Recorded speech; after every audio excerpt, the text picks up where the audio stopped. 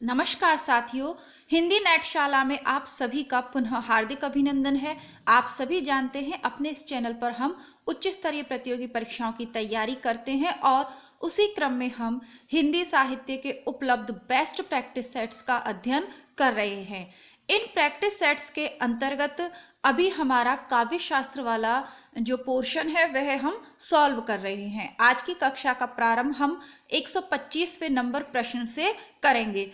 पूर्व के सभी प्रैक्टिस सेट क्रमबद्ध रूप से प्लेलिस्ट में उपलब्ध हैं। पहली बार आप वीडियो को देख रहे हैं तो पूर्व के प्रश्न आप प्लेलिस्ट से देख सकते हैं। ये प्रश्न क्यों इंपॉर्टेंट है, इसके नीचे दिया हुआ है कि ये बार बार सभी परीक्षाओं में रिपीट होते रहते हैं। तो इन मुख्य प्रश्नों का इसके माध्यम से आपका जो पढ़ा हुआ है पूर्व में उसका भी रिवीजन हो जाएगा और आगामी परीक्षा की तैयारी भी हो जाएगी। देख लेते हैं आज का पहला प्रश्न।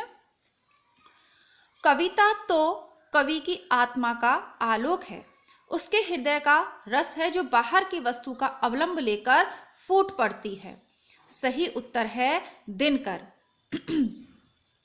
भाई हम कोई भी बाह्य चीज देखते हैं, बाह्य जो परिस्थिति हम जगत में देखते हैं वो क्या होते हैं, वो कविता का अवलंब होते हैं, सहारा होते हैं। लेकिन वास्तव में क्या है, कविता आत्मा का प्रकाश है और उसके हृदय का रस है। ठीक है, और आपने इनकी दिनकर की रश्मि रथी पढ़ी है, अभी तक नहीं पढ़ी है तो आगे पढ़ लीजिएगा, आप स्वयं जान जाएंगे कि ये कितनी सत्य कथन है। तो ये कथन किसका है, रामधारी सिंह दिनकर।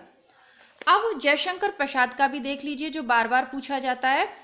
काव्य आत्मा की संकल्पात्मक अनुभूति है जिसका संबंध विश्लेषण, विकल्प या विज्ञान से नहीं है।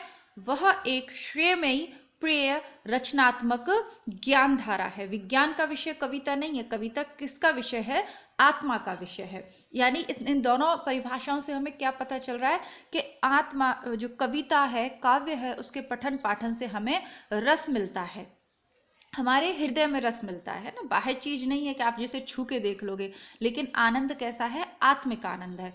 तो दोनों परिभाषाओं में जयशंकर प्रसाद की इतनी परीक्षा, ये जो परिभाषा है एक पंक्ति की कई बार पूछी है कि आत्मा की संकल्पात्मक अनुभूति है काव्य। दोनों आपको याद रखनी है। आचार्य रामचंद्र शुक्ल ने अभिव्यंजनावाद का विरोध किया है। कैसे कि यह कलावाद को बढ़ावा देता है। छत्तीसगढ़ असिस्टेंट प्रोफेसर 2014 में यह पूछा हुआ था। नेट में भी इस तरीके के प्रश्न पूछे जाते हैं। और अभिव्यंजनावाद का ये पश्चिमी सिद्धांत है, ये तो सबको पता है। आत्मिक आनंद की प्रक्रिया है, तो वो तो शुक्ल भी मानते हैं। अभी दोनों परिभाषाओं में ऊपर क्लियर किया कि आत्मा का आनंद मिलता है। संगीत से संबंधित है, बिल्कुल। हमने अपने चैनल पे, दोनों चैनल्स पे कविता क्या है निबंध पढ़ा है। उसमें हमने देखा है कि कविता नाद सौंदर्य, ये खूब अच्छे से व्याख्यायित करके पर नाद सौंदर्य यानी नाद अर्थात संगीत। कला रचना के अनेक स्तर मानता है, वो भी ठीक है, लेकिन कलावाद को बढ़ावा देता है। क्यों? क्योंकि ये कलावाद को बढ़ावा देता है, इसीलिए इसका विरोध किया है कि अभिव्यंजनात्मक, व्यंजना का ज्यादा उसमें उपयोग होने से फिर वो केवल कला की चीज बन जाती है, आत्मिक रस की नहीं रह जाती। अब इसकी व्याख्या देखते हैं। अभिव्यंजनावाद के जनक पाश्चात्य काव्य शास्त्री क्रौचे हैं। हालांकि हमारे संस्कृत के आचार्यों में ये पहले ही देखने को मिलेगा, बट कोई बात नहीं, पश्चिम की गुणगान करने की हमारी प्रवृत्ति रही है। क्रौचे अभिव्यंजना को आत्मिक क्रिया मानते हैं। अभिव्यंजना में कला निर्माण के निम्न चरण क्रौचे ने माने हैं। संस्कार, अभिव्यंजना, सौंदर्य मूलक आनंद, सौंदर्य का ध्वनि, गति, रेखा, रंग आदि में रूपांतरण। तो इसको हम अपने उस पे पढ़ेंगे, अपने चैनल पे आराम से पूरा मैं आपको ये क्लियर करूंगी क्रौचे का अभिव्यंजनावाद। आगे बढ़ते हैं। काव्य हेतु प्रतिभा के लिए किस आचार्य ने शक्ति शब्द का प्रयोग किया है? मम्मट ने काव्य हेतु प्रतिभा के लिए शक्ति शब्द का प्रयोग किया है। प्रतिभा को क्या मानते हैं, वो शक्ति मानते हैं। प्रतिभा, व्युत्पत्ति और अभ्यास, ये तीन काव्य हेतु माने मम्मट ने। लेकिन प्रतिभा को वो क्या कहते हैं, शक्ति भी मानते हैं कि आप में जितनी शक्ति है, जितनी प्रतिभा है, आप उसी प्रकार का काव्य रचोगे। और मम्मट का ग्रंथ कौन सा है, काव्य प्रकाश। बार बार पूछा जाता है, आप याद रखिएगा। आप में से कुछ परीक्षार्थी चैनल पर पहली बार हैं तो उनकी जानकारी के लिए मैं बता दूं, चैनल काफ़ी समय से है, तो आप प्लेलिस्ट के माध्यम से जिस भी परीक्षा की, भारतवर्ष के जिस भी राज्य से तैयारी कर रहे हो, पूरी तैयारी कर सकते हैं। पुराने सभी राज्यों के पेपर इस पे उपलब्ध हैं, आप प्लेलिस्ट चेक करते रहिए। इसके अलावा किताबों को पढ़ने के लिए जितनी इस पे उपलब्ध है इससे पढ़िएगा। बाकी अन्य किताबों को पढ़ने के लिए आपको मैं हिंदी बुकशाला चैनल का लिंक दे दूंगी डिस्क्रिप्शन बॉक्स में, आप वहां पर हिंदी बुकशाला को भी अवश्य सब्सक्राइब करें। और यहाँ हम काव्य शास्त्र, भाषा, व्याकरण, इनसे संबंधित प्रैक्टिस सेट करेंगे।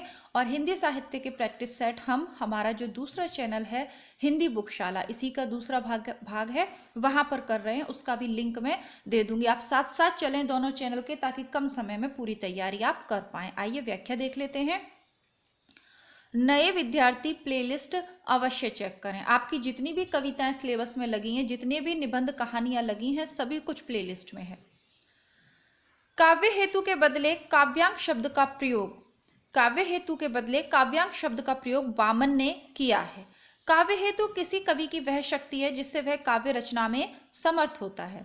इसके अंतर्गत काव्य सृजन की विविध प्रक्रियाओं का विवेचन किया जाता है। काव्य हेतु में हेतु का अर्थ होता है कारण।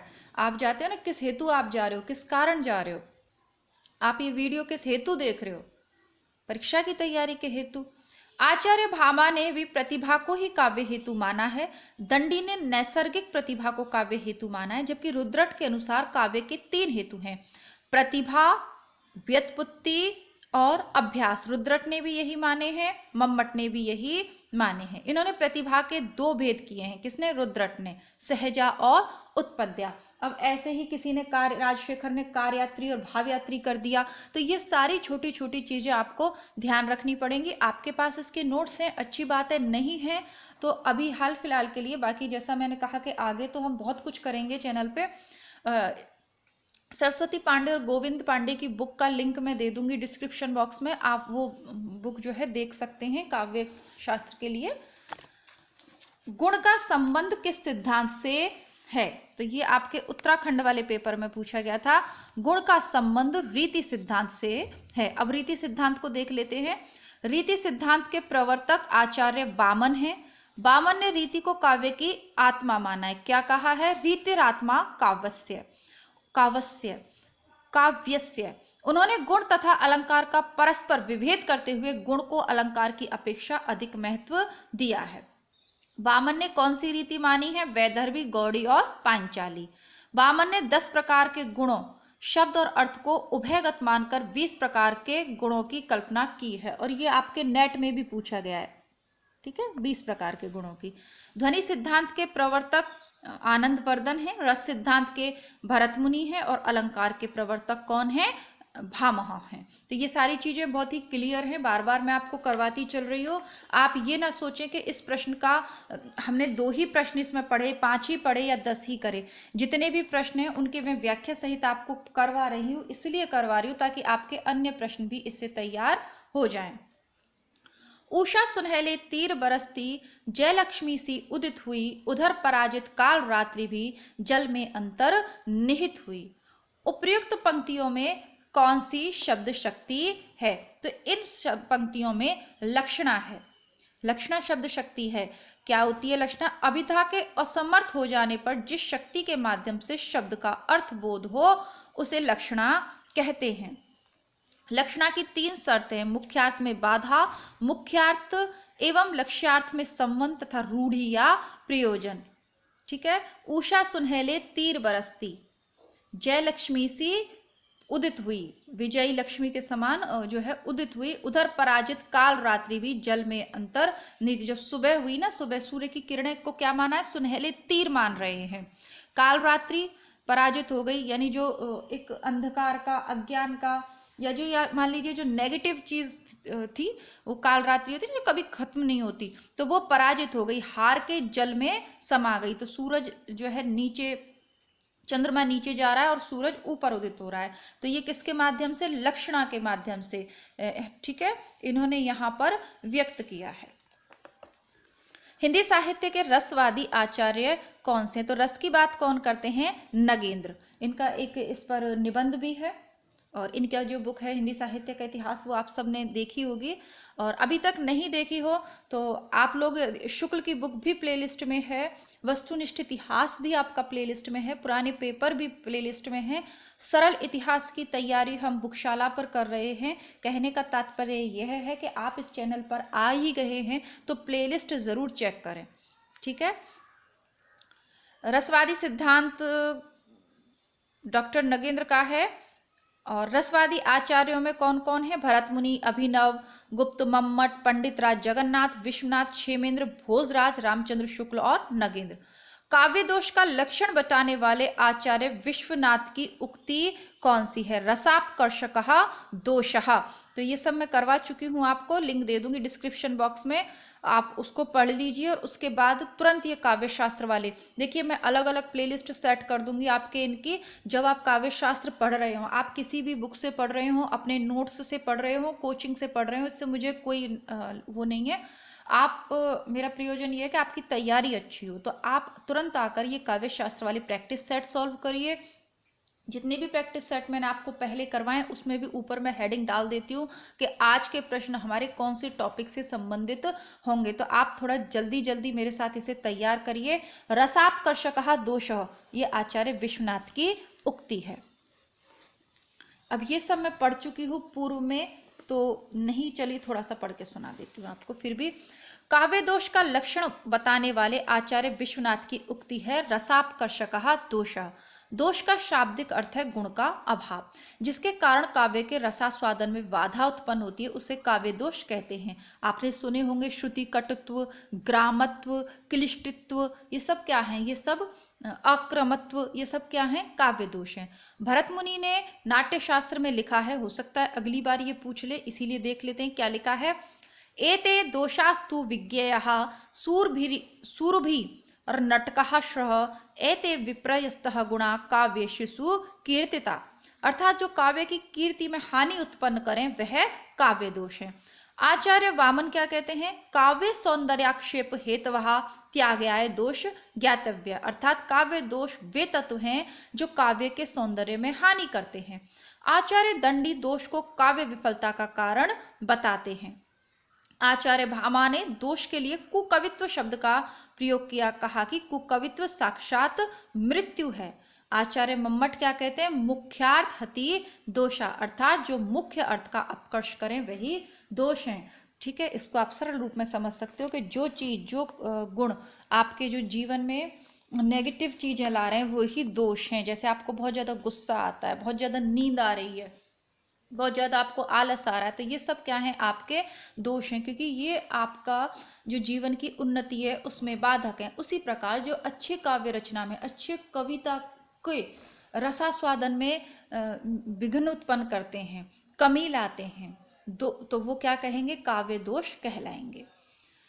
माधुर्य गुण का उदाहरण कौन सा नहीं है?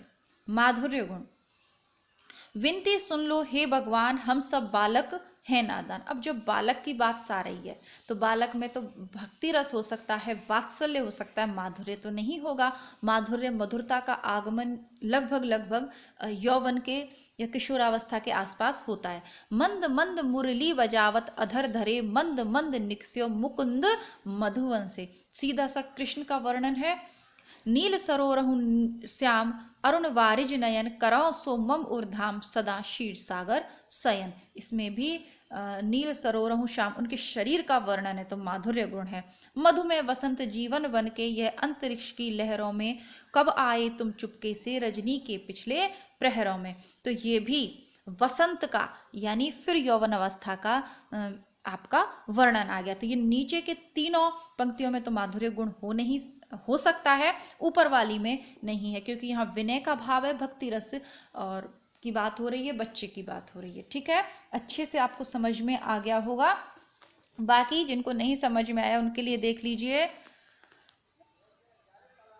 देखिए, माधुर्य गुण में चित्त को द्रवित कर देने वाले भाव, कानों को प्रिय संगीत के समान मधुर ध्वनि वाले पद होते हैं। कटु वर्ण ट ठ ड ढ ज ज ये नहीं होते। ये प्राय श्रृंगार, करुण, शांत और हास्य रसों में मिलता है, जैसे मधुर मधुर मेरे दीपक जल, श्रृंगार रस में भी मिलता है। ओज गुण तो आप जानते ही हैं, प्रसाद को देख लेते हैं। जिन गुणों को सुनने मात्र से अर्ध की प्रतीति होने लगे, वहां पर अत्यंत स्वच्छ सहज ग्राह्य रचना हो, वहां पर प्रसाद गुण होते हैं। इनमें माधुर्य और ओज दोनों का प्रभाव पड़ता है। जाकी रही भावना जैसी, प्रभु मूरत देखी तिन तैसी। विभाव कितने प्रकार के होते हैं? आप सभी जानते हैं विभाव कितने प्रकार के होते हैं। मैं थोड़ा सा देखती हूँ आगे इसको कब समाप्त कर सकते हैं हम। तो विभाव आपके दो प्रकार के होते हैं, आलंबन और उद्दीपन। इसकी व्याख्या देख लेते हैं। जो व्यक्ति, पदार्थ अथवा बाह्य विकार अन्य व्यक्तियों के हृदय में भावोद्रेक करता है, उस कारण को विभाव कहते हैं। विभाव के दो भेद हैं, आलंबन विभाव और उद्दीपन विभाव। आलंबन वह है जिसके प्रति आश्रय या पात्र के हृदय में कोई भाव स्थित हो, जैसे नायक के लिए नायिका और नायिका के लिए नायक। उद्दीपन वह है जिसके आलंबन के प्रति स्थित भाव उद्दीप्त या उत्तेजित हो। उद्दीपन, जैसे चांद भी उद्दीपन का काम करता है, उर्मिला के विरह में, चंदा की चांदनी भी। तो और कोकिल का बोलना, ये सब जो परिस्थितियां हैं, चीजें हैं, ये सब उद्दीपन का कार्य करती हैं। तो इस वीडियो को यही समाप्त करेंगे, ठीक है। ऐसे ही छोटे छोटे वीडियोस हो सकता है आपको शाम को मैं एक और आपके लिए डाल दूं और एक बुकशाला पर डाल दूंगी। जैसा कि मैंने कहा कि मैं पूर्व में इतना पढ़ा चुकी हूं कि अब आधा घंटा की क्लास जो है आपके लिए उतनी उपयोगी नहीं होगी, क्योंकि पूर्व का भी आपको करना है। शुक्ल को पढ़िए, बारंबार पढ़िए अगर उच्च स्तरीय की तैयारी करें। सेकंड ग्रेड के लिए सरल इतिहास और वस्तुनिष्ठ इतिहास को देखिए। तो मिलती हूँ आपसे आगामी वीडियो के साथ, तब तक के लिए धन्यवाद, नमस्कार, जय हिंद।